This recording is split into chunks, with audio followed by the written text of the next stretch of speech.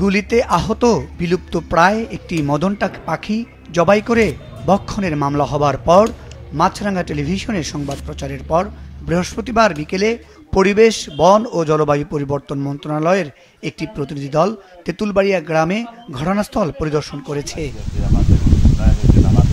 এ সময় স্থানীয়দের সাথে মতবিনিময় করে বন্যপ্রাণী সংরক্ষণে গণসচেতনতা সৃষ্টির কথা বলেন তারা। এরপর বন্যপ্রাণী সংরক্ষণে সকলকে শপথ বাক্য পাঠ করানো হয়। তেঁতুলবাড়িয়া গ্রাম বন্যপ্রাণীর নিরাপদ আশ্রয়স্থল হিসাবে আজকে থেকে প্রতিষ্ঠিত হলো। বন্যপ্রাণী রক্ষায় এই এলাকা দেশের মধ্যে অনন্য এক নিদর্শন হিসাবে প্রতিষ্ঠিত হলো।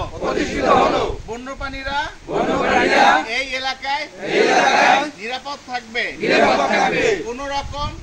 এতে উপস্থিত ছিলেন পরিবেশ, বন ও জলবায়ু পরিবর্তন মন্ত্রণালয়ের উপদেষ্টার একান্ত সচিব আশিকুর রহমান শ্রমী, সহকারী বন সংরক্ষক তারিকুল ইসলাম, বন বিভাগের রেঞ্জার আক্তারুজ্জামান সহ স্থানীয় গণ্যমান্য ব্যক্তিরা।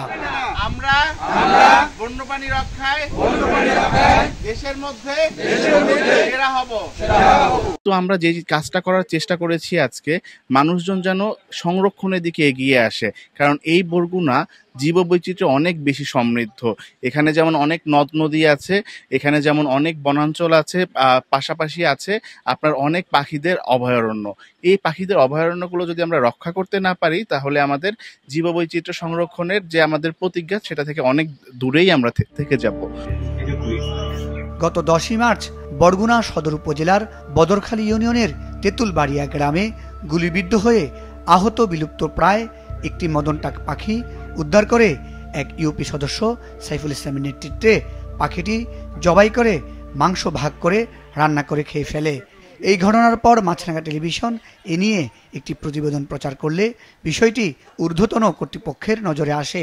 পরে এই ঘটনায় বন বিভাগ বাদী হয়ে 6 জনকে আসামি করে মামলা দায়ের করে। মামলায় আসামিরা জামিনে রয়েছে। মুজাহিদ সাকিব, মাছরাঙ্গা নিউজ ডেস্ক।